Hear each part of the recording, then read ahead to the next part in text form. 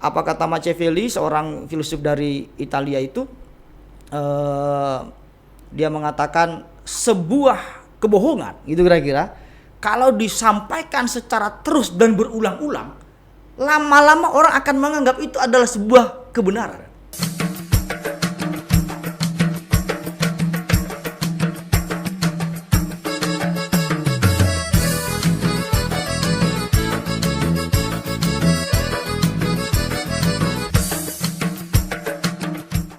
Halo, dengan anggukan.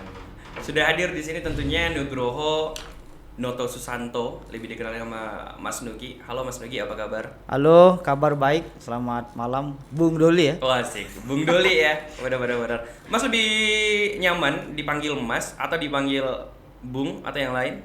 Mas kayaknya yang lebih akrab ya. Ya, semua model panggilan itu punya nilai sosiologis tersendiri gitu.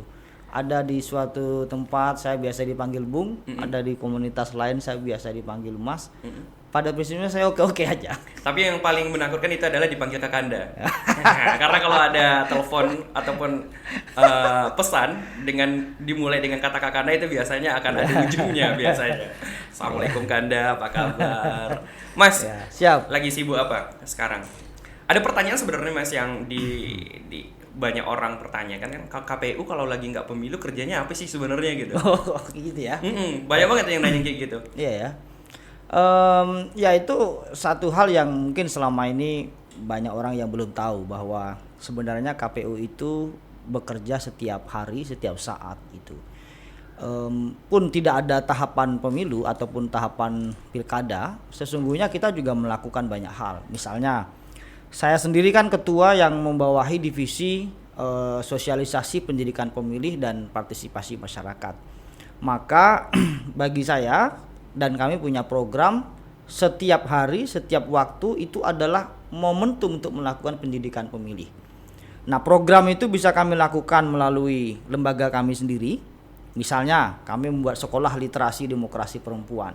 Misalnya kita membuat desa peduli pemilu dan pemilihan. Misalnya kita membuat infografis di media sosial KPU, khusus teman-teman anak-anak muda nih, Gen Z atau Gen milenial misalnya, ya agak senior sedikit gitu ya. Iya benar. Ada kalanya kami memenuhi kehendak publik. Misal nih, saya diundang ke Rokan Hilir mengisi di teman-teman Kesbangpol. Itu di luar tahapan pemilu dan pilkada semua, memberikan pencerahan atau edukasi politik. Ya, karena pendidikan pemilih tadi, saya diundang di Pelalawan bicara soal bagaimana partisipasi perempuan. Saya juga diundang di kota bicara soal disabilitas, misalnya seperti itu. Belum lagi anak-anak muda seperti kelompok mahasiswa yang mengharapkan juga kehadiran kami di luar konteks tahapan. Tentu di tahapan pemilu juga sering terlibat begitu kira-kira untuk memberikan edukasi gitu ya.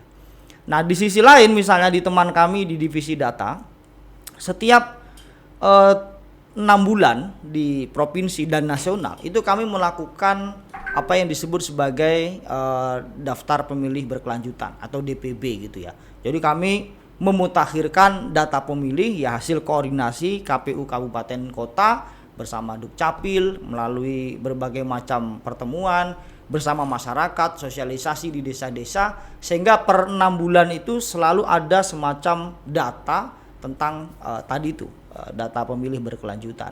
Jadi pada prinsipnya di luar tahapan KPU itu tetap bekerja gitu. Benar. Karena ada satu kunci yang diamanatkan oleh undang-undang pemilu khususnya, bahwa KPU itu harus melakukan pendidikan pemilih. Gitu. Itu dia poin. Tapi goals dari pendidikan pemilih, apakah angka partisipasi yang meningkat atau mungkin pemilih lebih pintar? Sebenarnya goalsnya lebih arah kemana Mas? Ya, indikator keberhasilan. Dua-duanya tidak terpisah, ibarat dua sisi mata uang gitu kira-kira ya.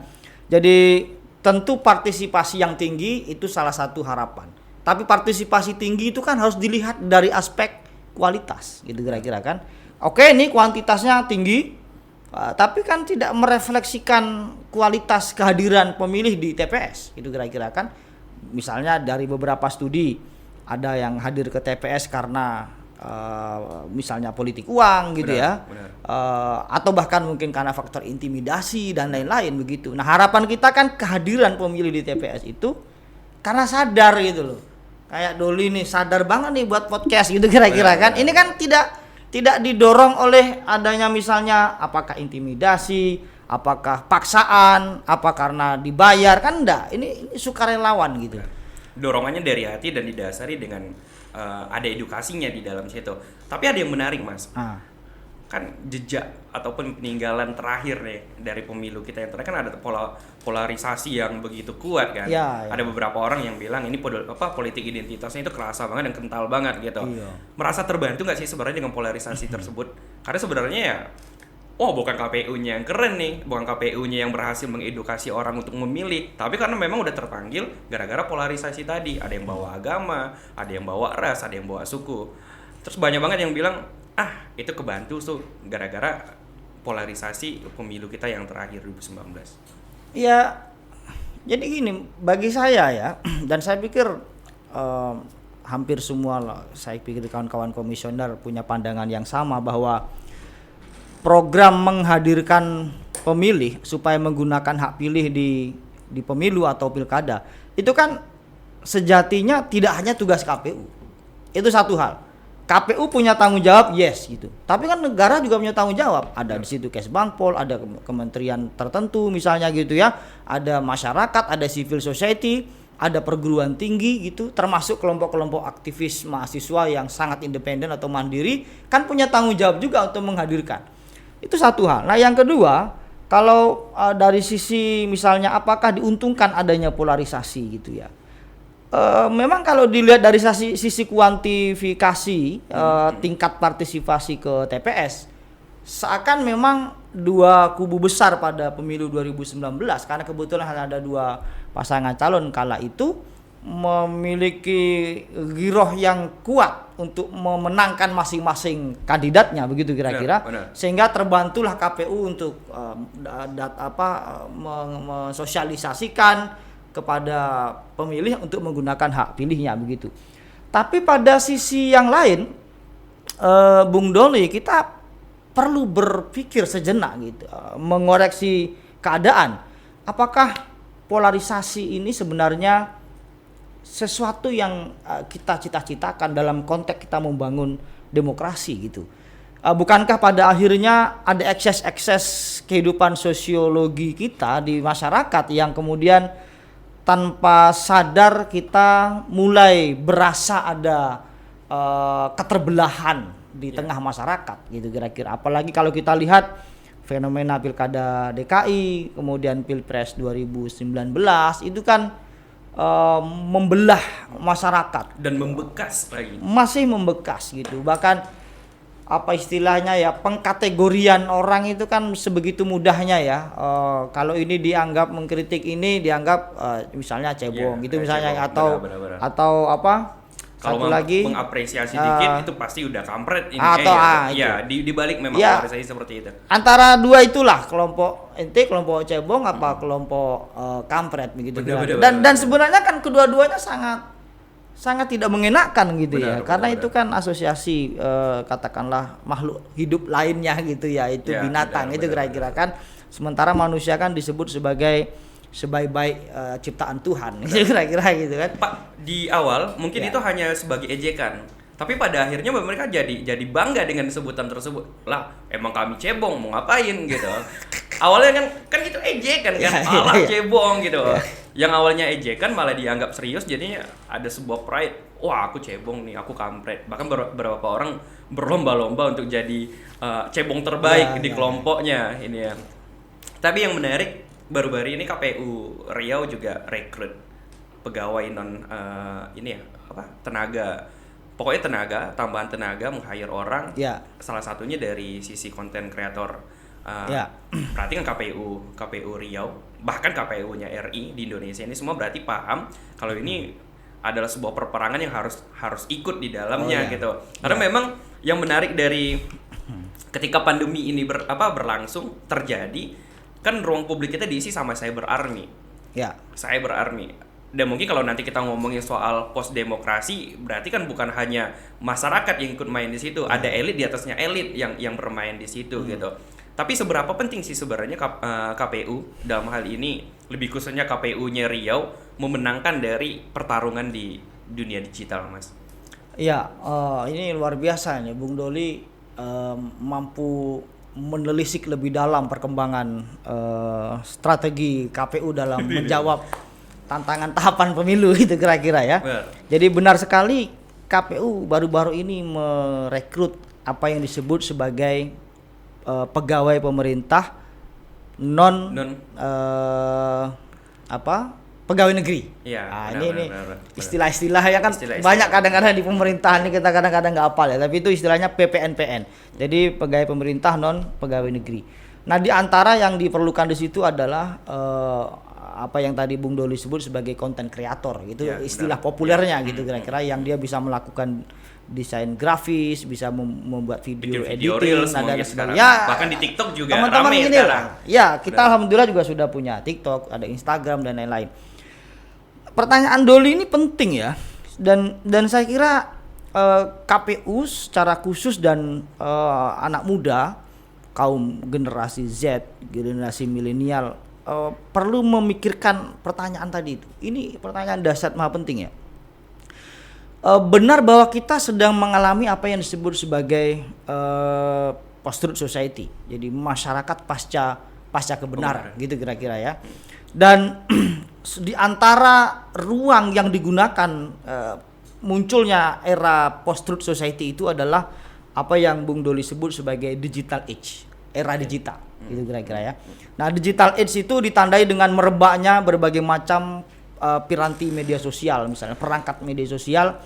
Aku nggak menyebut merek lah kira-kira ya. Tentu kita tahu apa yang disebut sebagai media sosial yang acap kali itu digunakan sebagai alat untuk mempropaganda gitu kira-kira, yang tadi Bung Doli sebut sebagai kekuatan cyber army dengan buzzer yang mereka punya, menciptakan satu narasi tertentu dengan memanfaatkan teknologi artificial intelligence, kemudian menggunakan teknologi algoritma begitu kira-kira, dan dengan pendekatan komputasional gitu kira, pendekatan komputer gitu, itu mampu mengkonstruksi sebuah narasi sehingga ketika itu dilakukan secara berulang-ulang, orang akan menganggap ini sebagai sebuah kebenaran gitu kira-kira.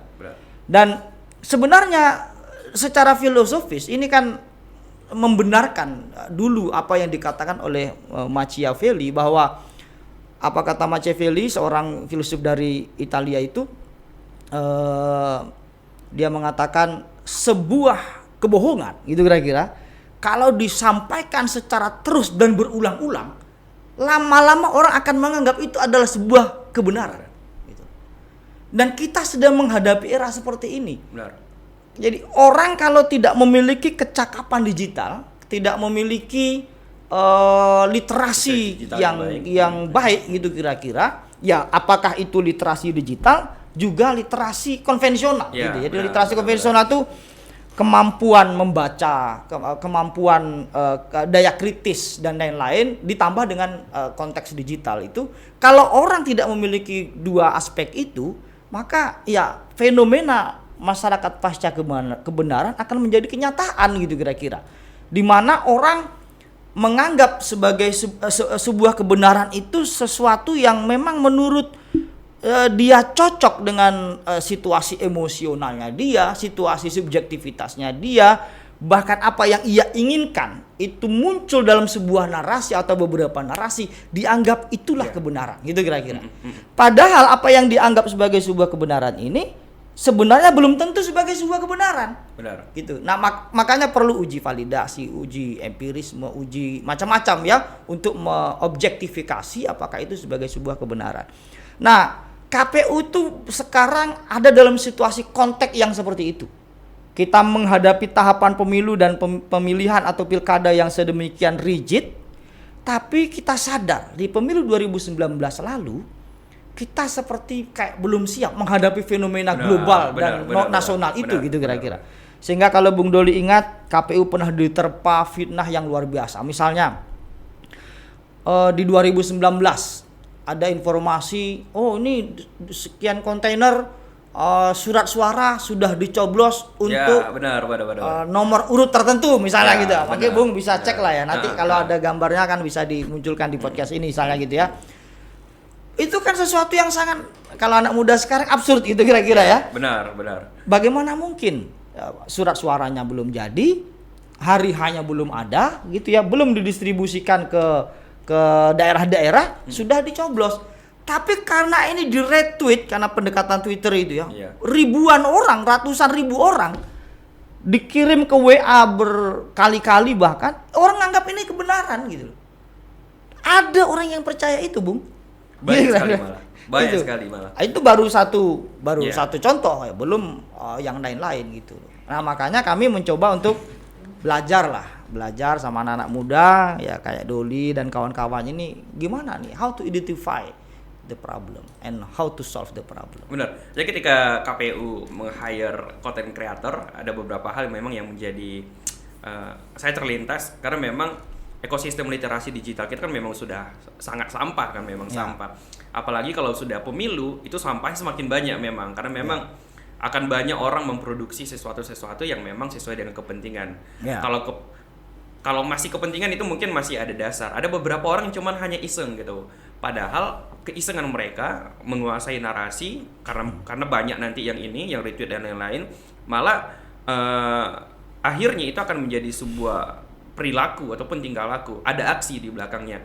Jadi kalau cuma hanya retweet ya nggak masalah. Yang jadi masalah adalah tiba-tiba besok dia datang ke KPU marah-marah. Itu juga jadi permasalahan. Kan memang di literasi digital kan ada 4 kecakapan yang minimal kita harus punya kan. Pertama, kita harus bisa konsumsi dengan sesuai fungsional. Dan yang kedua, kita harus bisa memproduksi sesuai dengan fungsi. Harus bisa konsumsi dengan kritis dan bisa memproduksi dengan kritis. Saya rasa itulah yang KPU ambil. Ini literasi digital khususnya pemilu harus ada imunisasi di dalamnya, harus berimbang. Ini ada dagingnya nih, jangan sampah semua ininya. Saya terlintas ke situ sebenarnya Mas dari awal memang. Tapi banyak nggak sih Mas yang ikut ini? Apakah konten kreator kita banyak yang tertarik untuk kerja di KPU atau mungkin ya udahlah daripada nggak ada kerjaan gitu. Ya, itu kayaknya harus perlu diperdalam ya. Bener. Dan memang itu yang belum kami lakukan gitu ya. Tapi ini nggak Mas, Mas sepakat nggak kira-kira medsosnya lembaga pemerintahan itu nggak sebagus dari medsosnya ya mungkin perusahaan-perusahaan swasta di luar? Iya, saya kira ya ini bukan soal sepakat atau tidak sepakat ya. Saya lebih setuju kalau itu dipakai dengan kacamata riset gitu ya. Kalau kita lihat-lihat sederhana saja lah, misalnya berapa sih followernya katakanlah perusahaan tertentu, lalu dibandingkan dengan berapa sih follower Twitter atau Instagramnya lembaga pemerintahan gitu. Lalu engagementnya seberapa menarik dan panjang dan dinamis sih gitu. Lalu aspek-aspek itu saja kita kan bisa ngelihat bahwa kita masih perlu banyak belajar gitu. Dan saya nggak menutup diri tuh. Iya. Dan salah satunya memang ya kenapa demokrasi kita rasanya dipermasalahan karena memang lemahnya media massa sebagai corong kekuasaan pada akhirnya kan. Dan masalahnya juga media massa malah lebih ramai dibanding akun-akun yang memang sisinya edukasi dan informasi gitu. Itulah kenapa mungkin sebut saja Kumparan, Detik dan lain-lain malah lebih ramai dibanding followers dari akun KPU RI itu sendiri gitu loh. Karena memang ya sepertinya kalau di komunikasi kan ada use and gratification ya Mas ya. Kegunaan dan kepuasan gitu kan. Mungkin beberapa orang secara selera dan tingkat pendidikan, tingkat ekonomi malah lebih suka dengan hal-hal yang berbau sampah aja gitu. KPU RI terlalu sehat untuk mereka konsumsi gitu. Dan itu juga jadi masalah dong pastinya di tubuh KPU yang mungkin saat ini paham kalau ini juga harus dimenangkan secara narasi ininya. Ya. Ini kalau yang terakhir ini nggak bisa sebentar ya membacanya Bung Doli. Dan saya pikir satu kali podcast tidak cukup, butuh tiap hari membaca podcast. Kami supaya takut kalau ngajak Mas Nugi sering-sering takut nggak ada waktunya kita. Kalau kita mau aja ya Bang. Ya, karena memang pertanyaan tadi itu berat ya dan harus dibaca dari beberapa perspektif. begini, mengapa ada orang yang lebih suka membaca soal berita-berita yang trending? Iya. Misalnya. Trending itu pun lihat dulu situasinya apa, kontennya apa gitu. Benar-benar. Kalau Bung Doli kan menyebut, oh ini sampah misalnya gitu ya. Ya, yang sampah tuh mungkin akun-akun tidak bertanggung jawab ya. Iya. Kalau kayak akun-akun kayak Kumparan dan lain-lain kan seharusnya mereka follow ke situ gitu. Ya. Tapi kan lebih banyak ke yang akun-akun kan akun-akun yang paling banyak ini gitu, paling banyak menguasai narasi ketika pemilu saat itu kemarin.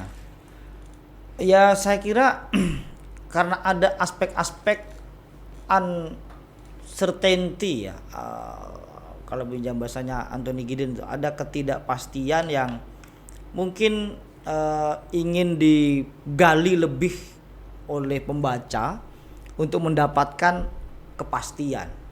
Lalu ada barangkali juga teka-teki yang sedang berkecamuk dan kemudian pembaca atau penikmat media sosial ingin menggali lebih dalam. Nah, barangkali juga akun-akun yang Bung Doli mention tadi itu bisa memberi informasi dari sudut-sudut pandang yang agak tidak formal gitu kira-kira, benar. sehingga kuriusnya tuh dapat gitu ya, rasa ingin tahu mereka tuh oh ada sudut pandang ini nih gitu, ada angle yang berbeda nih misalnya gitu ya, sehingga wajar kalau pemberitaan atau informasi di lembaga media sosial lembaga pemerintahan menjadi lebih sepi peminat ketimbang tadi itu dengan beberapa katakanlah akun media massa yang Bung Doli sampaikan saja. Kita mungkin masih kalah banyak ketimbang yang tadi itu terakhir disebutkan Lambi apa macam-macam itu ya. Saya pikir itu sih ya.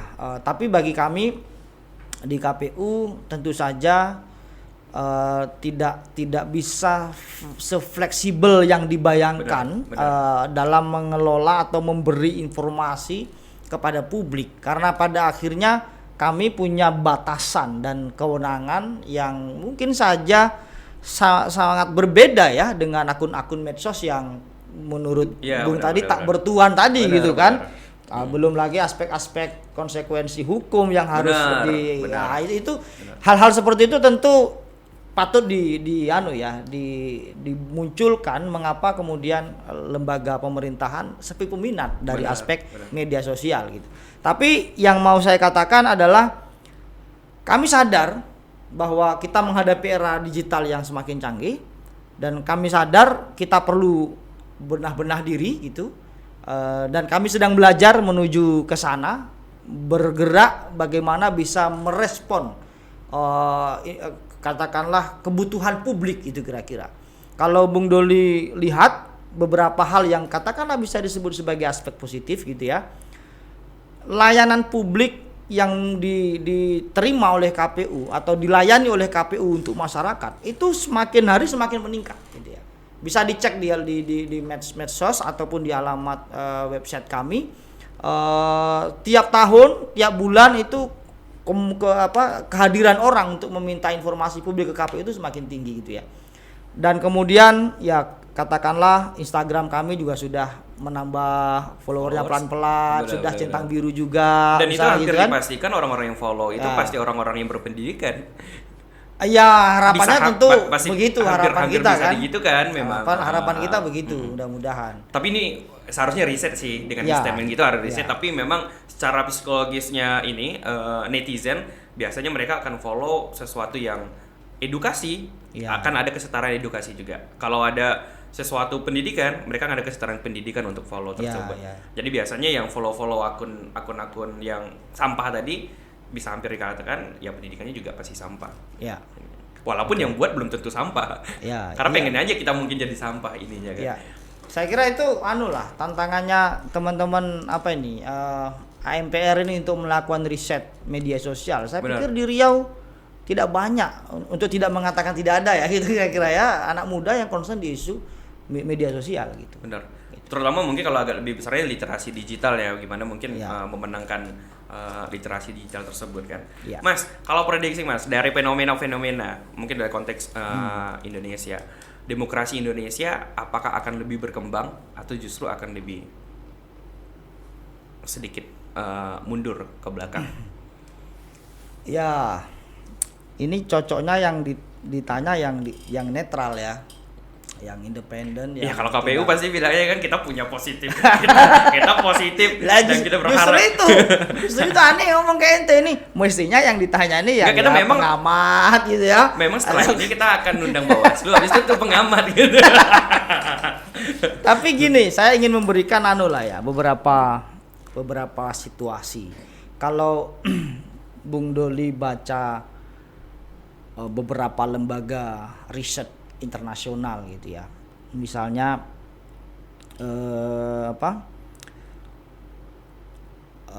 misalnya apa ya, di Eropa itu ada saya lupa ya namanya itu, intinya itu ada indeks demokrasi International Unit Economic Intelligence. Nah, tapi nanti dicek lah data pastinya ya. Saya angka-angkanya tidak begitu hafal. Tapi yang jelas dari situ demokrasi di Indonesia itu memang sedang perlu ada semacam perbaikan, gitu kira-kira ya. Bahasa saya seperti itu. Perlu anak muda yang memperbaiki situasi itu gitu. Yang menjadi catatan di situ banyak. Ada kebebasan berekspresi, ada penyelenggaraan, maksud saya variabel-variabelnya ya, ada penyelenggaraan pemilu gitu ya. Nah, nanti dicek aja indeks-indeksnya. Kita memang ya butuh evaluasi lah, itu kira-kira ya. Kami menyadari itu. Dan yang berikutnya misalnya dari ID kalau nasional, itu dibuat oleh BPS, Indeks Demokrasi Indonesia. Kalau dilihat dari ID agaknya naik, kira-kira ya, meningkat gitu indeksnya gitu. Tapi itu menurut lembaga-lembaga yang saya sebutkan tadi itu. Kalau Bung Doli bertanya tentang situasi demokrasi kepada saya gitu, saya memberikan semacam ilustrasi bahwa kalau kita lihat perkembangan demokrasi di Indonesia sejak dari Orde Lama, Orde Baru, Reformasi, dan kemudian pasca Reformasi ya banyak hal-hal yang mungkin dahulu tidak kita dapatkan dan sekarang bisa kita dapatkan, misalnya gitu ya. Kita masih memiliki kebebasan mendirikan partai politik gitu ya. Partai politik apapun boleh berdiri gitu. Sekarang sudah banyak partai politik baru. Ada 70-an lebih yang tercatat di Kementerian Hukum dan HAM yang mendapatkan badan hukum. Satu. Walaupun banyak yang gagal juga di verifikasi faktual ternyata ya. Iya, itu ya nampaknya alamiah gitu ya gitu ya. Karena memang butuh syarat-syarat yang disiapkan gitu. Yang kedua misalnya anak muda makin banyak yang berpendapat. Ya, benar. Gitu ya. Dan sekarang ada model anak muda berpendapat itu tidak lagi banyak yang turun ke jalan. Ya, this is the new era. Benar. Era baru gitu. Beda sama kami dulu zaman mahasiswa misalnya, lo nggak keren kalau lo nggak ke jalan, gitu kira-kira kan. Benar. Tapi sekarang ada perubahan paradigma. Ente akan keren kalau punya podcast. Itu kira-kira kan. Benar. Coba lihat pertumbuhan podcast di mana-mana, dan podcast itu saya yakin dan percaya pasti ada kritik di dalamnya. Benar. Ada situasi mengoreksi keadaan. Itu. Kemudian kita lihat lagi misalnya peningkatan partisipasi pemilih untuk menggunakan hak pilihnya di TPS. Kalau kita lihat fluktuasinya itu pasca reformasi itu tinggi sekali. Pas reformasi itu tinggi, pemilu 99. 2004 menurun, 2009 menurun lagi. Nah, lambat-lambat pelan-pelan naik. 2019 tuh naik lagi puncaknya sampai ke 80%. 81% di Indonesia, 84% di Provinsi Riau. Itu dulu bisa diperoleh di zaman Orde Baru atau di awal reformasi. Artinya saya melihat ada kesadaran untuk oh iya ini penting pemilu, gitu kira-kira kan. Artinya di situ dari sisi teknis penyelenggaraan pemilu di situasi demokrasi kita ada hal-hal yang bersifat positif. Lalu kepala daerah gitu ya. Kalau kita lihat desain pemilihan kepala daerah di kita semakin baik menurut saya gitu. Jadi dulu pertama ada pilkada lokal gitu ya. Lalu ada gagasan serentak. Serentak gelombang ya, gelombang 1, gelombang 2015, 2017, 2018 gitu ya. Lalu 2020 gelombang yang terakhir. Next 2024. Nah, ide menyerentakkan saya pikir positif. Kenapa? Supaya tidak setiap tahun itu kita bicara politik. Benar. Kalau dulu kan 17 15 politik. Tahun depan mikir 17 politik lagi. Iya, benar. 18 politik lagi. Tiap tahun Indonesia itu nyoblos. Tiap bulan kita nyoblos gitu. Kalau dibawa ke Pilkades, ke pilihan RT, mungkin tiap hari nyoblos. Itu kira-kira ya kan? Hampir tiap hari ada kontestasi. Ada kontestasi, belum ditambah pemirah itu. Iya, belum lagi angkatan ya kan? Yang pemirah juga lebih parah bakar-bakarannya gitu. Kadang-kadang kursi terbang juga kan. Gitu. Dan apalagi memang di beberapa daerah ya mungkin sebut saja kayak DKI mungkin pilkada di DKI tapi ributnya sampai di ya, daerah-daerah kan ibu kota ya kan? Ibu kota negara gitu.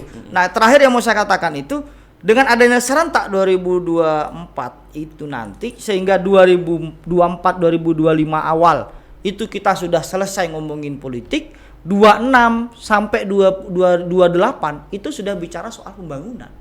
Benar. Udah bicara soal apa yang janji-janji politik lah gitu kira-kira ya, program, visi, misi dan seterusnya gitu loh. Saya pikir itu positif gitu ya.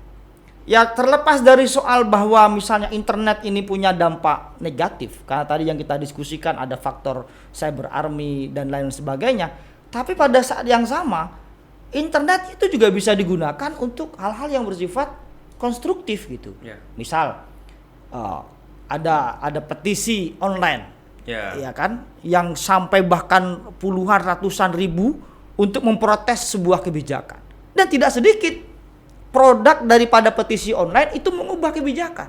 Yeah. Itu dulu tidak pernah kita bayangkan di zaman kita atau zaman kami yang agak senior dari dulu itu nggak ada pikiran soal petisi online. Petisi itu ya turun ke jalan, kalau nggak di depan istana, depan DPR. Yeah. Kan itu kira-kira itu. Sekarang ada fenomena baru, demokrasi di internet. Jadi semacam demokrasi digital, gitu kira-kira kan. Ini saya pikir positif gitu.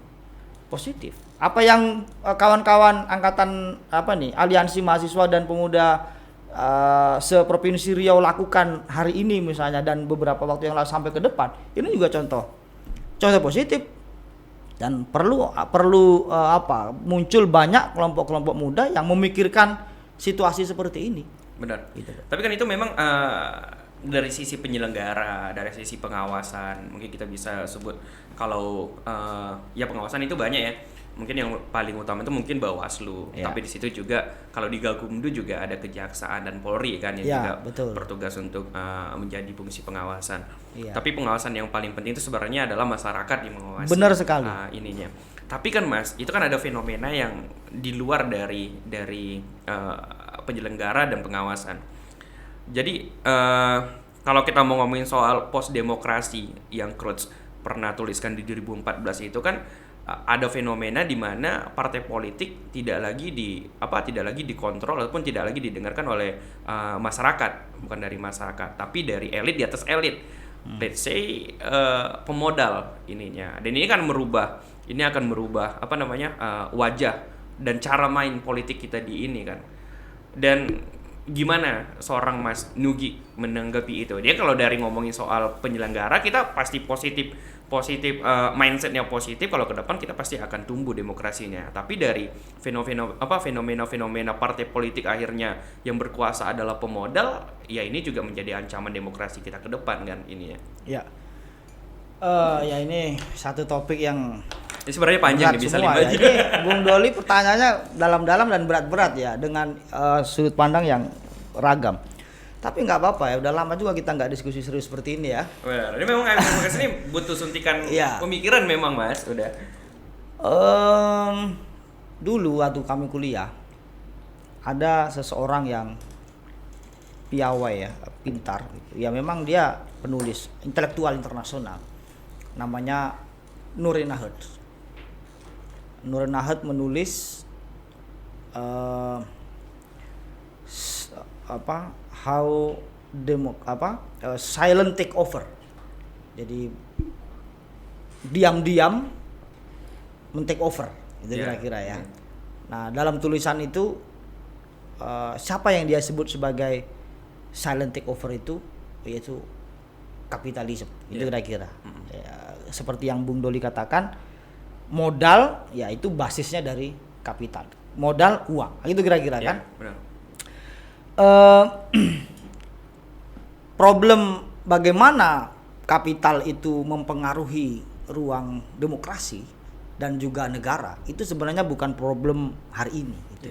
Itu problem klasik yang sebenarnya berkepanjangan gitu kira-kira. Makanya itu juga ditulis 2004 ya benar-benar bukan baru-baru ini. Dan saya termasuk orang yang memandang bahwa ini perlu dicegah dan dilawan gitu ya, agar pembangunan demokrasi kita itu berdaulat sesuai dengan amanah konstitusi, bahwa sesungguhnya pembangunan demokrasi dan negara itu dilatari oleh apa yang disebut sebagai kedaulatan rakyat, itu kira-kira.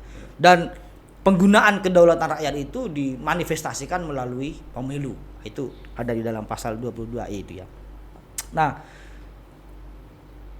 bagaimana sebenarnya pada konteks realitas di kepenyelenggaraan pemilu gitu ya. Kalau kita baca dari aspek norma hukum kepemiluan gitu ya, atau pilkada, sebenarnya sudah sangat bagus bagaimana pembuat kebijakan itu menuliskan undang-undang pemilu dan pilkada. Misal tadi Bung Doli menyinggung soal bagaimana nih pemodal mempengaruhi elit di atas elit dan seterusnya. Yang disebut elit di atas elit itu adalah modal uang gitu kira, atau kapital gitu kira-kira. Dalam undang-undang kita itu dijelaskan bahwa orang yang secara sengaja ketahuan nih melakukan, katakanlah membayar dengan uang atau yang disebut dengan mahar gitu ya dalam tanda petik gitu ya, untuk konteks kepentingan pencalonan, ketahuan ada alat bukti, itu pidana pemilu atau pemilihan. Iya. Gitu benar. Belum lagi di aspek tadi itu ya, money politik secara langsung gitu ya. Jadi kalau di aspek pengaturan, menurut saya sebenarnya sudah cukup bagus. Nah, problemnya kan apa yang mau diambil ini? Apa yang mau diambil, atau falsafah apa yang mau diambil dari mahar itu dilarang, politik uang itu dilarang gitu ya. Bahkan kita ke pemilih gitu ya, kalau itu juga dianggap pidana pemilu dan seterusnya. Dan kalau sudah pidana pemilu atau pemilihan, kalau terbukti itu kan secara administratif bisa membatalkan pencalonan gitu, pasangan calon atau calon gitu ya. Nah, poin yang mau diambil dari pengaturan itu sebenarnya kan, ini pemilu atau pilkada jangan sampai didominasi oleh uang, kan gitu kira-kira. Benar. Jangan sampai dari aspek yang paling hulu nih, pencalonan gitu ya, itu dipengaruhi atau dihegemoni oleh uang gitu kira-kira.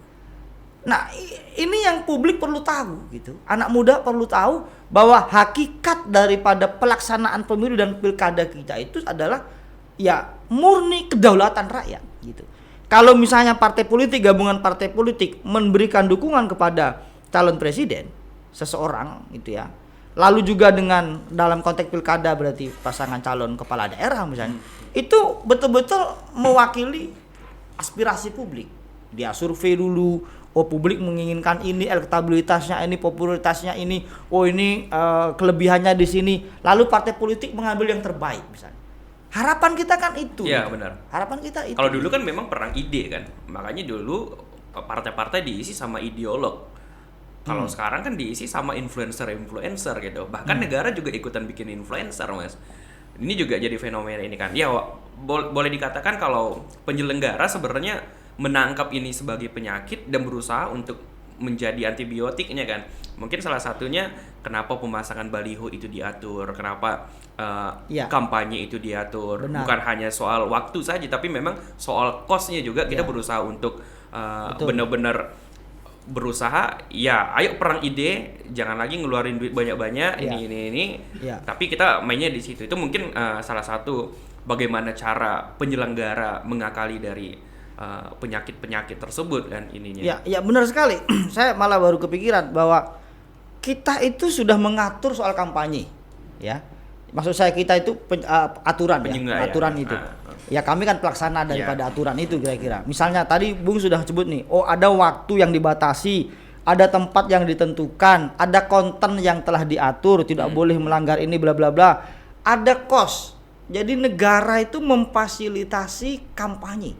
Apakah alat peraga kampanye, iklan di apa namanya media massa, media elektronik, kemudian ada apa namanya media daring gitu ya yang perkembangan kekinian ini. Benar. Termasuk debat publik ya, itu kan dibiayai oleh negara. Apa poinnya? Supaya dalam kontestasi itu ketika mereka menyampaikan visi misi program ke masyarakat terbangun fairness, keadilan, kesetaraan gitu loh antara pasangan calon yang katakanlah mohon maaf ya bahasanya kaya sekali dengan yang biasa-biasa gitu ya, gemuk dan kurus ya. Itu tidak terjadi disparitas gitu. Sehingga negara berinisiasi mengatur, ini difasilitasi oleh negara. DPD difasilitasi, calon ini dia partai politik difasilitasi, presiden difasilitasi. Poinnya apa?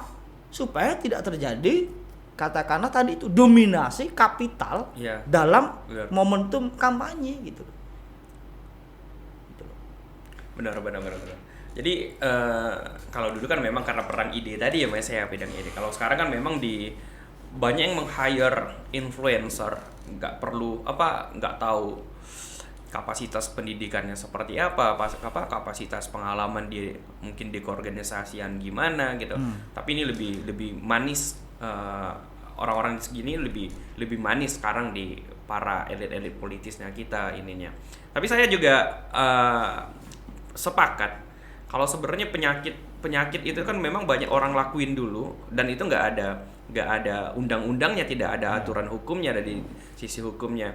Kebanyakan lebih banyak ke sisi etis gitu. Mungkin sebut saja dulu Perindo memutar ataupun menayangkan marsnya itu berulang-ulang di media massa pemiliknya dengan mungkin agenda setting, framing. Ya mungkin kalau di media kita juga hipodermik kan, apa yang disuntikkan itu yang akan masuk kepala kita kan.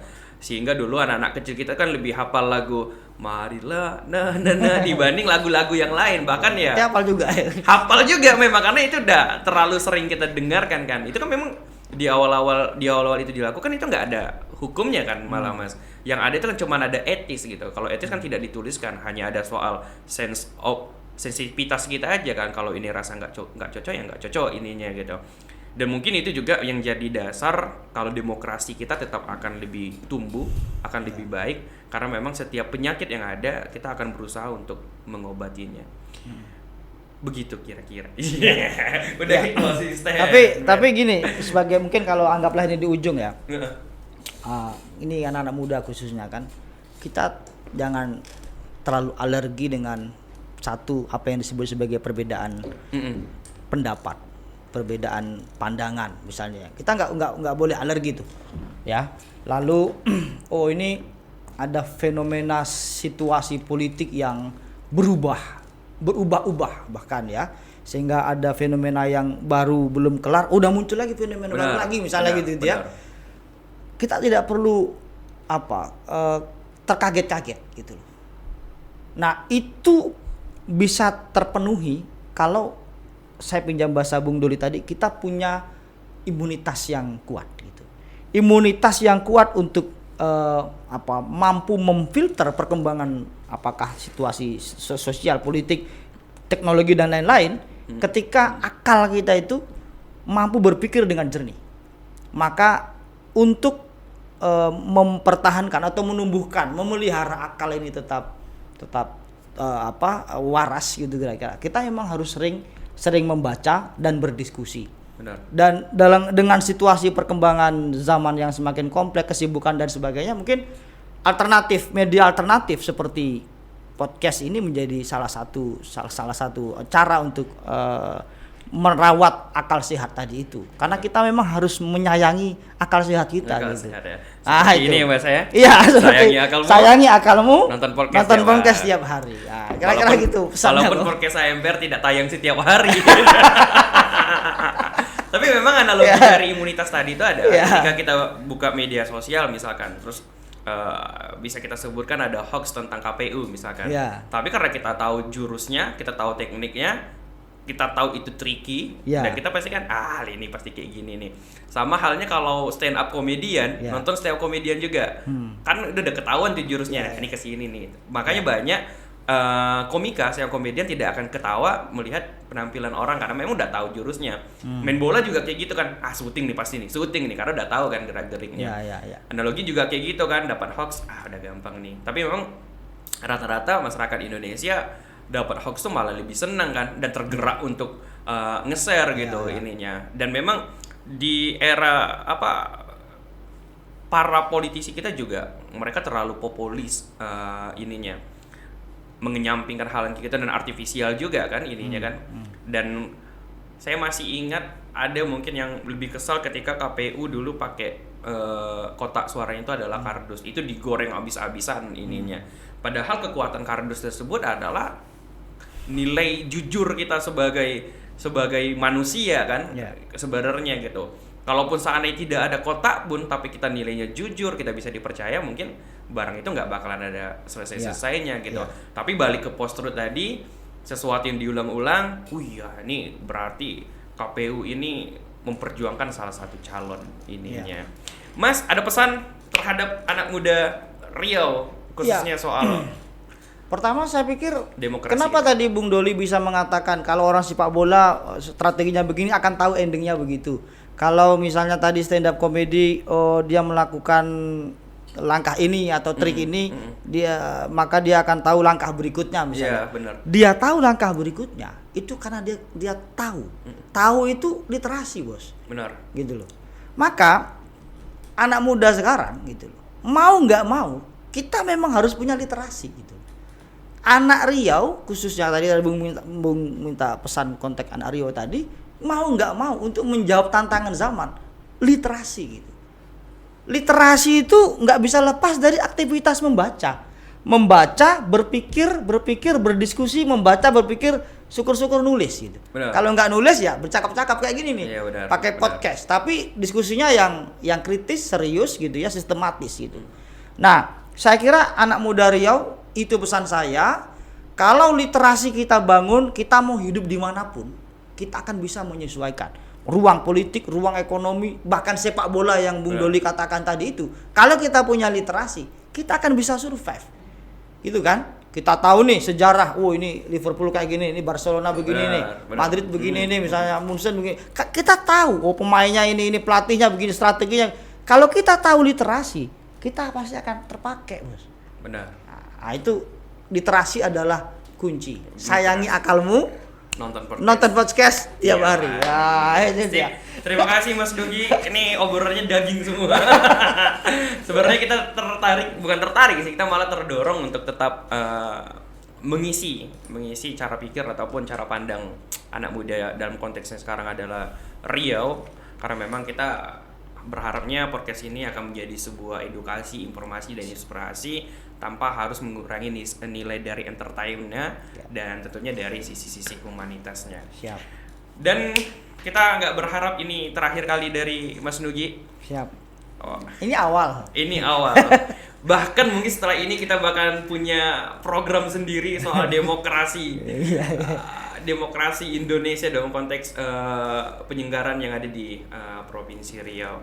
Siap. Nah, gitu. Sayangi akalmu, nonton podcast setiap hari. Assalamualaikum warahmatullahi wabarakatuh. Waalaikumsalam warahmatullahi wabarakatuh.